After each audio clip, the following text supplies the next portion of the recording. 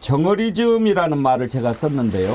정어리즘은 함께하는 저널리즘입니다. 그리고 깨어있는 저널리즘을 정어리즘이라고 합니다. 여러분, 새로운 저널리즘의 탄생, 여러분이 함께함으로 만들어가 주시기 바랍니다. 오늘 함께 하실 네 분 패널 소개하지요. 김철근 개혁신당 창준희 사무총장, 전예현 우석대 개건교수, 설주환 변호사, 조일출 파주예산정책연대 상임대표 함께합니다. 어서 오십시오. 네, 안녕하십니까. 반갑습니다. 네.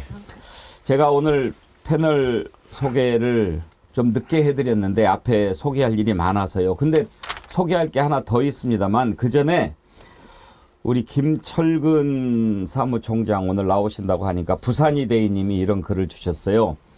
김철근님 안녕하세요. 반갑습니다. 철근을 엿가락처럼 씹으며 와신상담 여의도 입성하세요. 감사합니다. 그러면서 우리 동네 오실래요? 그랬는데 부산 가실 생각 있나요? 아, 그래요? 거기 가면 됩니까? 전국 어디든 좋습니다. 예, 이렇게 또 우리 패널들께 힘을 실어주시니까 감사드리고요. 좀 많은 분들이 오늘 아침에 댓글 참여해 주시고 우리 백운계 정치 1번지 가장 자랑하고 싶은 게요.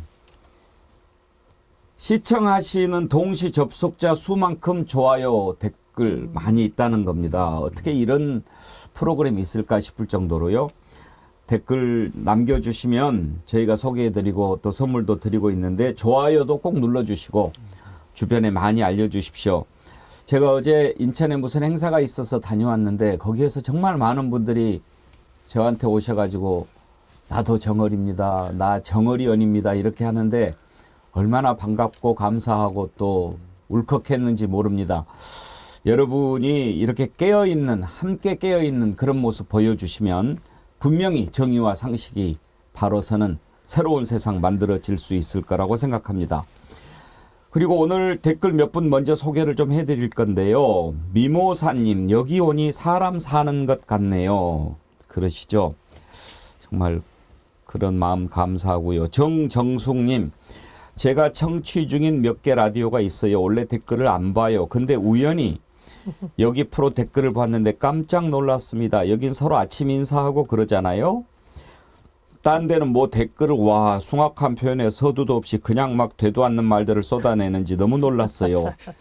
자기와 다름을 그렇게 표현하며 참 세상이 이렇게 변한 건지 원래 그랬던 걸 제가 몰랐던 건지 많이 슬프네요. 예, 품격 있는 대화가 오고 가는 우리 백운계 정치 1번지 댓글방입니다. 여러분들 많이 참여해 주시고요. 소병률 님도 여기는 사람 냄새가 물씬 나는 곳입니다. 그렇게 해주셨고요. 김균도님 해오라기 아이디 쓰시는 분인데요. 그전에는 다른 곳에서 본명을 안 썼다가 이제 김균도 본명으로 아이디를 바꿔서 오셨다고 하시면서 글을 주셨는데 캐비넷 장부에 있는 이름들 모두 국힘당에 이적 입당하겠구만. 아마 오늘 국민의힘에 입당하기로 한 누구를 두고 생각하시는 것 같습니다. 보스 형님 TV, 고등어 TV는 가짜, 정어리 TV가 진짜. 고등어 TV라는 것도 있나요? 예, 함께 해주신 분들 감사드리고요.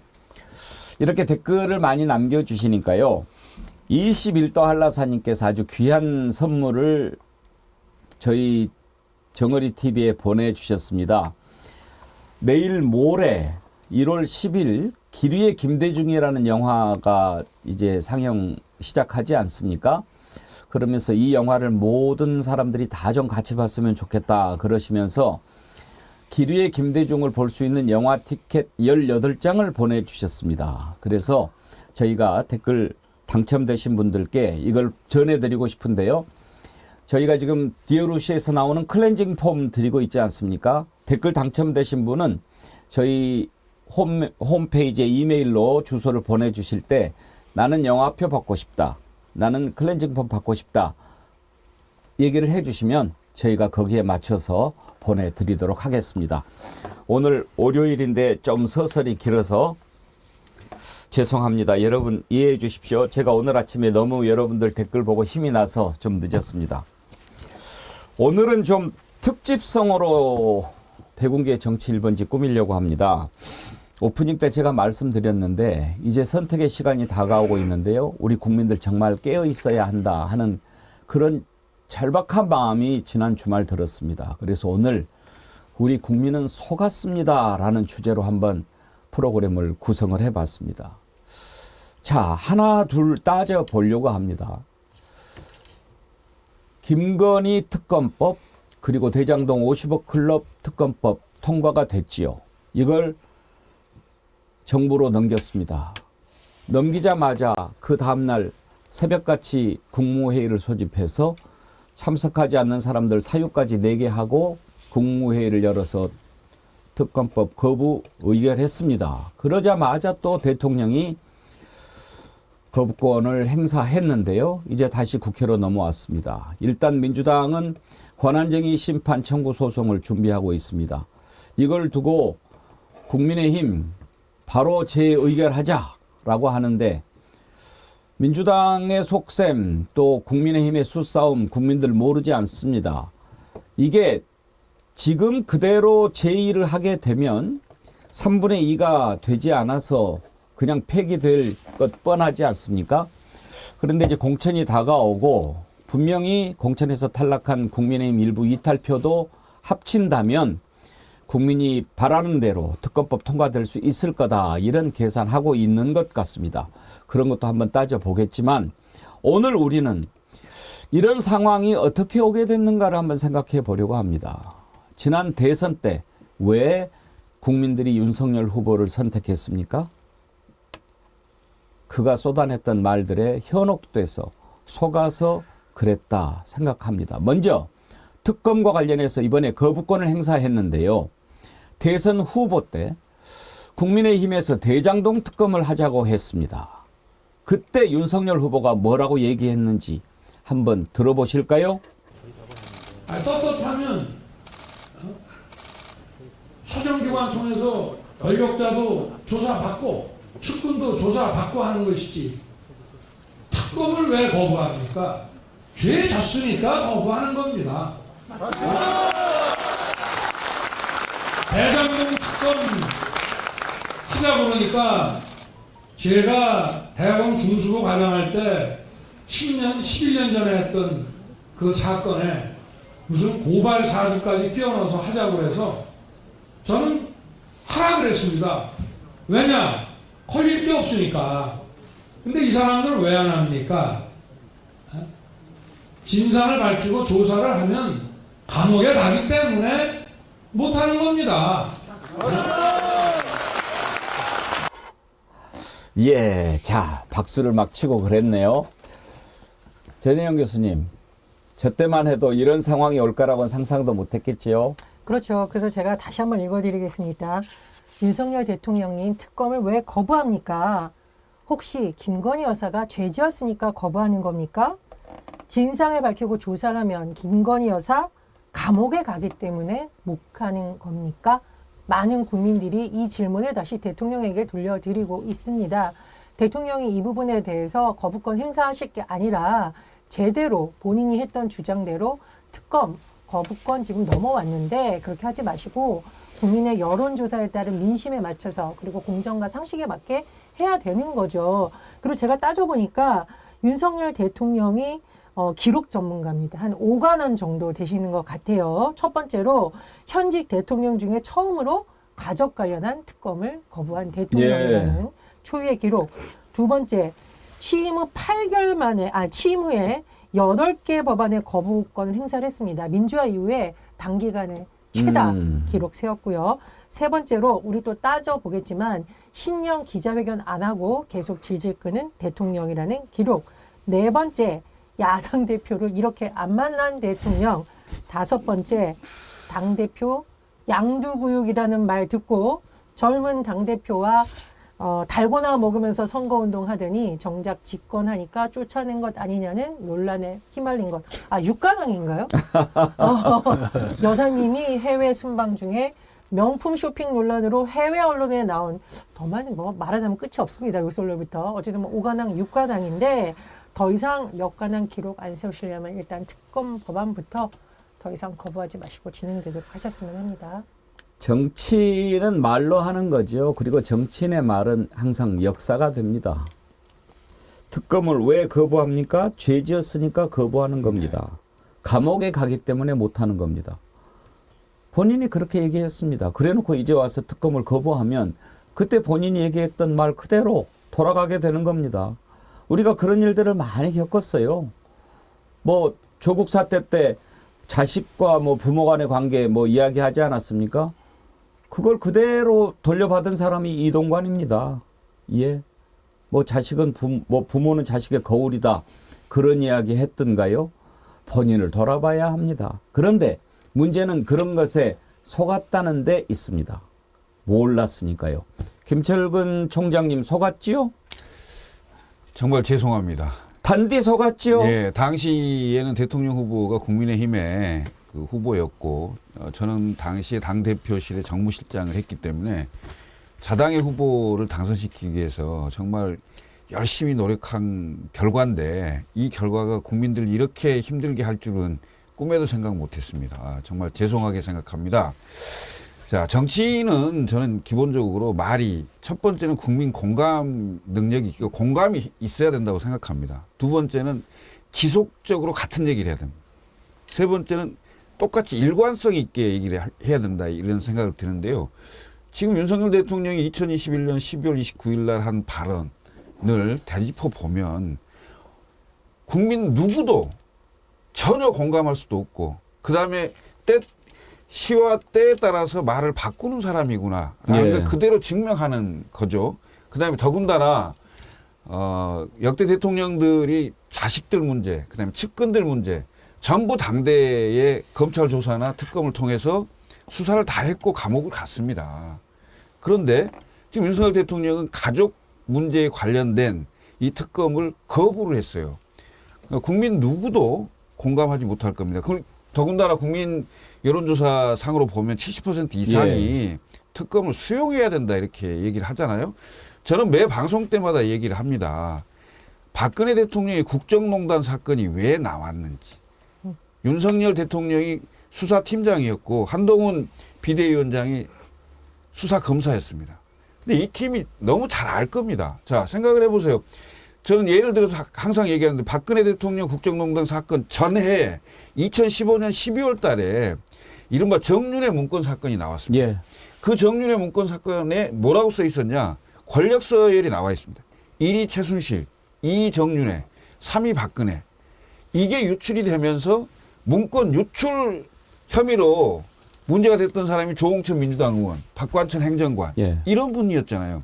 근데 만에 하나 그 문건은 내용이 문제였다 해서 대책을 세우고 그런 상황이 안 되도록 했다면 2016년에 과연 국정농단 사건까지 갔겠냐 이 말이죠. 저는 그걸 반면교사 삼아야 된다. 지금 김건희 특검이 도이치모터스 사건의 특검이잖아요. 그런데 최근에 김건희 여사에 관련돼서 명품백 영상이 나왔고 그다음 그 전에 이미 고급 명품 화장품 뭐 이런 얘기도 나왔잖아요.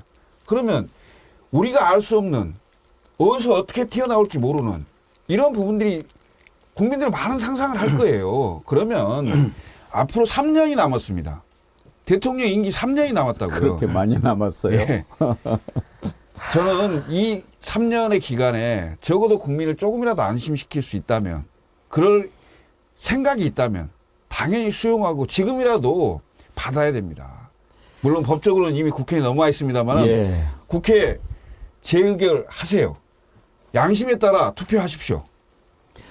조일출 대표님, 예.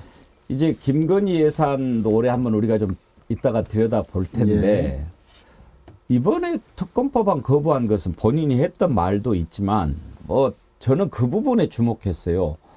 그때 이제 대통령실에서 비서실장이 특검을 하게 되면 뭐 이러한 문제가 생기고 허위를 뭐 전달하고 막 이렇게 할 거다라고 예단을 하면서 발언하는 거를 듣고 아니 자기 대통령이 특검 출신 아니었나 그런 생각이 들어요. 그러면 윤석열 대통령이 특검 시절에 그렇게 했다는 고백밖에 안 되는 거 아닙니까? 맞습니다. 정확하게 지적해 주셨는데요. 그러니까 우리나라에서 가장 보수적인 그러니까 여론조사 기관 중에 하나가 갤럽 아닙니까? 갤럽에서 조사조차도 국민의 65%가 특검을 수용해야 된다는 그런 결과가 있었죠. 그런데 그럼에도 불구하고 현직 대통령이 이걸 왜 강력하게 이 특검을 거부하는 이유가 뭐겠습니까? 본인이 평생 동안 검사를 해왔고 더군다나 특검도 하지 않았습니까? 그리고 그 특검을 하게 되면 어찌됐건 간에 뭔가 성과를 내야 되는 거죠. 그래서 소위 말한 박근혜 때 최순실이란 그 경제 공동체란 논리도 만들어낸 사람이 결국은 또 지금의 윤석열 대통령이거든요. 그렇다면 특검이 진행이 되면 하물며 와이프지 않습니까? 우리 김건희 씨는. 이러한 부분을 누구보다도 본인이 더 잘 알고 있는 것이죠. 그러니까 강력하게 이 특검에 대해서 거부를 할 수밖에 없는 것입니다. 설주한 변호사님. 네. 특검을 거부를 할 거다라고 예상은 했지만 그래도 이제 우리 국민들이 생각했을 때 본인 문제인데 거부하는 것 좀 쉽지 않을 거야 이런 생각도 좀 했거든요. 네. 그러면 특검 법안이 넘어오면 뭐 대책회의를 한다든지 뭘 좀 고민을 하는 그런 모습을 보여야 그게 상식에 맞지. 넘어오기도 전에 대통령실 수석인가 대변인인가 홍보수석. 홍보수석이 네. 이야기했나요? 네. 우리 거부할 거야. 그렇게 이야기하는 걸 보고 저건 얼굴에 철판을 깔아도 보통이 아니다 싶더라고요. 그러니까 대책회의는 이미 했던 것 같아요. 지난 크리스마스 때 연휴 때 아마 그 당정대에서 모여가지고 이거에 대한 특검법 거부 어떤 대처를 하겠다라는 것을 방안이 나왔잖아요. 뭐 거부하기로 하겠다. 근데 저는 그때 당하고 정부는 그렇다 치는데 대통령실은 그렇다 치는데 왜 국무총리가 가가지고 그 특검법에 대해서 논의를 하는지는 이해가 안 되더라고요. 이게 뭐 예를 들어 정부에 대한 어떤 내용이 아니라 그냥 온전히 대통령의 배우자에 대해서만 하는 것이거든요. 근데 그걸 왜 국무총리가 한덕수 국무총리가 뭐 말도 안 하셨을 것 같긴 한데 그냥 거부하자고 하면 그냥 그렇게 하겠다라고만 얘기했을 텐데 굳이 그걸 당정대 회의를 휴가 기간에 할 필요가 있었을까라는 생각도 좀 들고요. 일단은 저는 상당히 그 아까 말씀하신 부분 중에서 홍보수석이 즉각이라는 단어를 넣었어요. 네. 즉각이라는 말은 너무 무례하다고요. 국민을 굉장히 무시하는 거예요.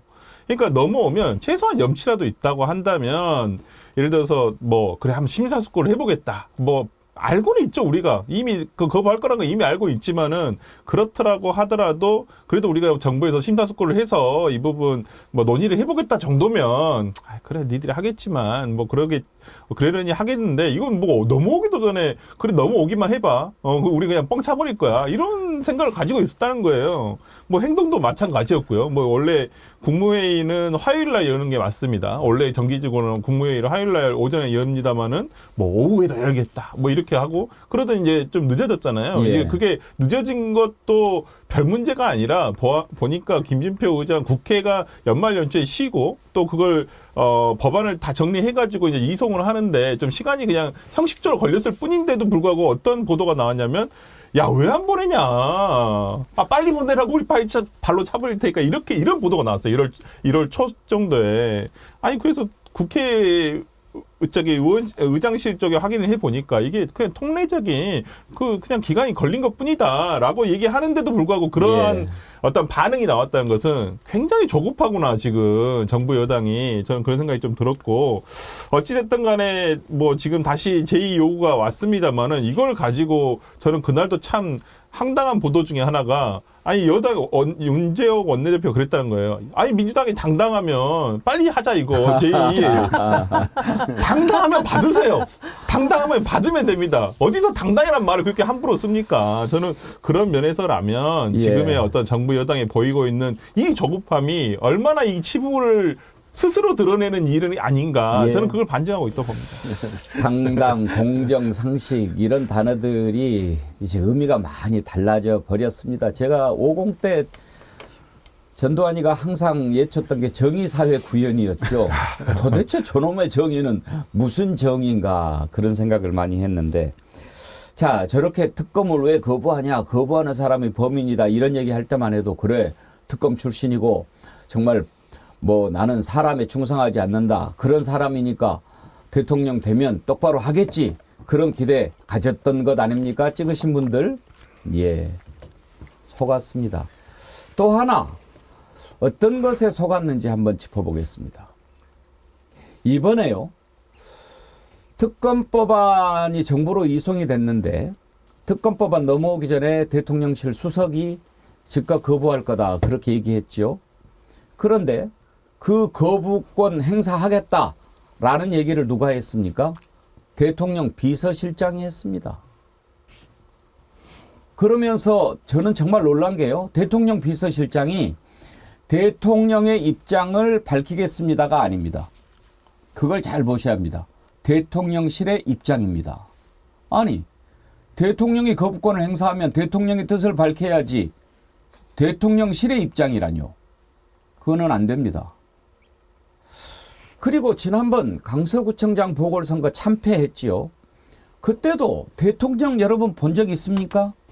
대통령이 나와서 국민은 늘 옳다 얘기하지 않았습니다. 김은혜 홍보수석이 그때 당시 국민은 언제나 무조건 늘 옳다라고 얘기를 하셨습니다라고 했는데 그랬는지 안 그랬는지 직접 안 들으니 알 수가 있어야죠.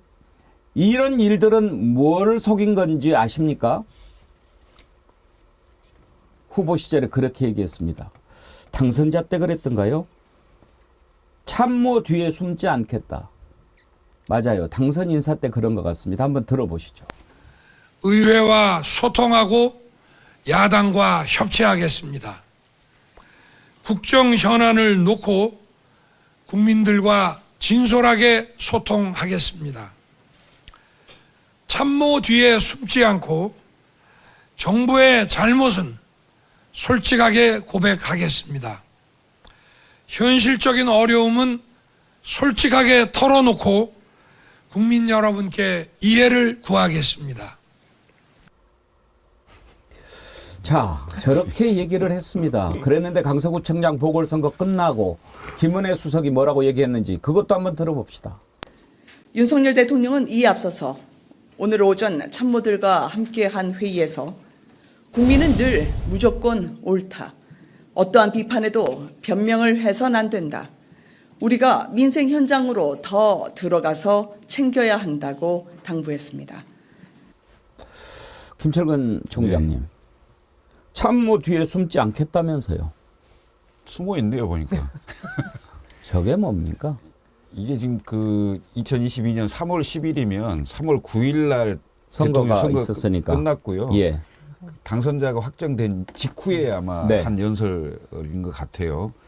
그때의 그런 초심이 1년 6개월 뒤에 본인은 얼굴도 없고 홍보수석이라는 참모가 나와서 얘기를 했어요.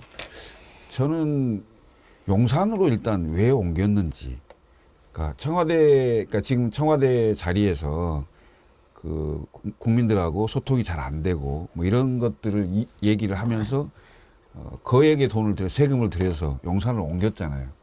옮기고 나서 도스태핑을 한동안 하더니 도스태핑 지금 안 한 지가 1년이 넘었잖아요. 이런 상황에서 과거에 역대 어떤 대통령보다도 국민과의 소통이 없습니다. 그리고 직접적인 소통은 말할 것도 없고 언론을 통해서 간접적인 소통도 하지 않습니다. 도대체 이게 그러니까 대한민국 헌법과 법률이 정하는 대통령으로서의 그 뭐랄까 정치행위 아니면 그 행정행위 이걸 하고 있는지 의문이 들어요. 본인 스스로 거의 조선시대 왕인 것처럼 생각하고 있는 건 아닌지 이런 생각이 들 정도입니다. 그렇지 않아요? 왕. 예? 손바닥에 왕자가 예. 예. 하나 써올 걸 그랬습니다. 예? 조일철 대표님. 예. 지금 우리 김철근 총장님이 초심을 잃어버렸다 그렇게 얘기했는데 과연 초심을 잃어버린 것인지 아니면 아예 처음부터 작정하고 사기친 건지 궁금해요. 이게 바뀌겠습니까? 초심 자체가 원래 처음부터가 지금의 어떤 절대 군주처럼 행사하고 있는 이 모습이, 제가 방금 전에도 우리 홍보수석이 민생, 현장 이런 멘트를 했거든요. 그런데 보니까 우리 윤석열 대통령이 지금 신년 업무보고를 받으면서도 거의 카피가 민생, 현장, 소통이더라고요. 예. 근데 우리 대한민국의 지금 경제 규모는 13위거든요. 인도네시아 바로 위의 수준입니다. 인도네시아가 14위고. 그리고 무역 수준은 세계 200위입니다. 북한이 100위고요. 2017년 문재인 정부 때 5위였는데요. 그리고 정말 국민들이 꼭 알으셔야 될 게 뭐냐면 지금 세계가 경제 불황으로 알고 있는데 그렇지 않습니다. 세계 평균 경제 성장률이 3%거든요. 그런데 우리는 1.4%입니다. 가장 저성장 늪에 빠졌다는 일본조차도 1.7%입니다. 그렇다면 우리 경제가 이렇게 어렵거든요. 그런데 하물며 예산을 좀 풀어서 마중물 역할 좀 하고 민생 좀 살리자는데 대기업들 감세하고 초부자들만 감세해줘서 59조 원 세수 펑크 중에 43조 원이 법인세하고 소득세입니다. 그러면서 과연 민생을 논할 수 있는 것이냐 이거죠. 이 청와대, 그러니까 지금 용산인 거죠. 윤석열 대통령하고 용산은 오로지 본인의 와이프, 범죄, 중대범죄 감축이 또 그거 막기에 모든 걸 올인하고 있는 것이죠. 민생이 아니라. 국민이 속아서 잘못 선택한 결과가 어떤 것인지 지금 우리가 그대로 보고 있습니다.